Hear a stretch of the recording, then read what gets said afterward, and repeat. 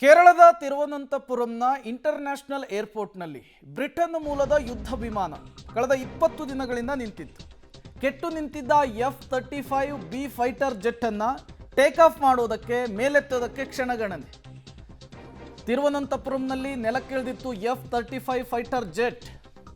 June 14ರಂದು ತಾಂತ್ರಿಕ ದೋಷದಿಂದ land ಆದಂತಹ ಜೆಟ್ ಇದು. ಹೈಡ್ರಾಲಿಕ್ ವ್ಯವಸ್ಥೆಯಲ್ಲಿನ ಸ್ನ್ಯಾಗ್ ಅನ್ನು ಸರಿಪಡಿಸಿದ್ದ ಈಗ ತಜ್ಞರ ತಂಡ. ಕೆಟ್ಟು ನಿಂತಿದ್ದ F-35B ಫೈಟರ್ ಜೆಟ್ ಅನ್ನು ಈಗ ಮೇಲೆತ್ತೋದಕ್ಕೆ ಕ್ಷಣಗಣನೆ ಆರಂಭ ಆಗಿದೆ. ಅನಿರೀಕ್ಷಿತ ಲ್ಯಾಂಡಿಂಗ್ ಆಗಿತ್ತಿದೆ. ಬ್ರಿಟನ್ ಮೂಲದ ವಿಮಾನ ಇದು. ಬ್ರಿಟಿಷ್ನ ತಜ್ಞರು ಜೆಟ್ ವಿಮಾನದಲ್ಲಿನ ದೋಷವನ್ನು ಸರಿಪಡಿಸುವುದಕ್ಕಂತಲೇ ಕೇರಳದ ತಿರುವನಂತಪುರಂನ ಇಂಟರ್ನ್ಯಾಷನಲ್ ಏರ್ಪೋರ್ಟ್ಗೆ ಬಂದಿದ್ರು. ಇದು ದುಬಾರಿ ಫೈಟರ್ ಜೆಟ್. $110 ಮಿಲಿಯನ್ ಗಿಂತಲೂ ಕೂಡ ಹೆಚ್ಚು ಬೆಲೆ ಬಾಳುತ್ತೆ. ಅಂದರೆ ಇಂಡಿಯನ್ ಕರೆನ್ಸಿಗೆ ಹೋಲಿಕೆ ಮಾಡಿದರೆ 924 ಕೋಟಿ ರೂಪಾಯಿ. ಹೈಡ್ರಾಲಿಕ್ ವ್ಯವಸ್ಥೆಯಲ್ಲಿ ದೋಷ ಕಾಣಿಸ್ಕೊಂಡಿದ್ರಿಂದ ತತ್ಕ್ಷಣಕ್ಕೆ ಲ್ಯಾಂಡ್ ಮಾಡಿದ್ವಿ ಅಂತ ಹೇಳಿ ಸ್ವತಃ ಬ್ರಿಟನ್ನೇ ಹೇಳಿತ್ತು.